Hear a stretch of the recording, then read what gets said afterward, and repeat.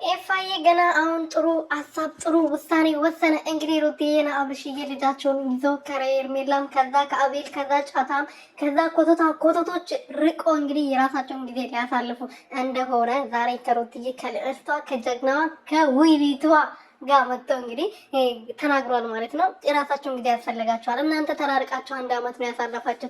አረ እንዳንተ ሀሳቢ ወንድም የሆነ መከታ የሆነ ወንድም ለሁላችን ሚስጣን። እንግዲህ ሌላ ምን ይባላል? ሰላም ቤተሰቦቼ እንዴት ናችሁልኝ? እኔ በጣም ደህና ነኝ፣ እግዚአብሔር ይመስገን። በያላችሁበት ሰላማችሁ በዚህ ትርፍርፍ ይበልልኝ። ለዚህ ቤት ለዚህ ቻናል አዲስ የሆናችሁ ሰብስክራይብ እያደረጋችሁ ቤተሰብ እንድትሆኑ በትህትና እየጠየቅኩኝ ኤፋዬ ዛሬ ደግሞ አዲስ ዜና አዲስ ደስ የሚል ነገር የኛ የምንፈልገው ሩትዬ ለሩትዬ የሚጠቅም ይጠቅማል ብሎ ያሰበውን ለወንድሙ ይጠቅማል ብሎ ያሰበውን እንግዲህ ይዞ መጥቷል። ሩቲና አብርሽ ከሀገር ወጥቶ የራሳቸው ጊዜ ያስፈልጋቸዋል፣ መዝናናት አለባቸው። ልጃቸው የነሱን ጊዜ አብሮ ማሳለፍ ይፈልገዋል። እነኛ ብቻ ሳይሆን እዚህ ከሆኑ ግን ብዙ ጋጋታ አለ፣ ብዙ ጫጫታ አለ። ጊዜያቸውን ማሳለፍ አይችሉም። ዛሬ ደህና ከሆኑ ነገ አንዱ መጥቶ ይረብሻቸዋል።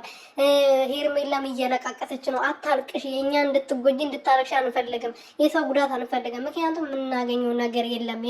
የኔ ሀሳብ የኔ ጠንበላል ማለት ነው። አንተን ያገባች ሴትማ ታድላለች።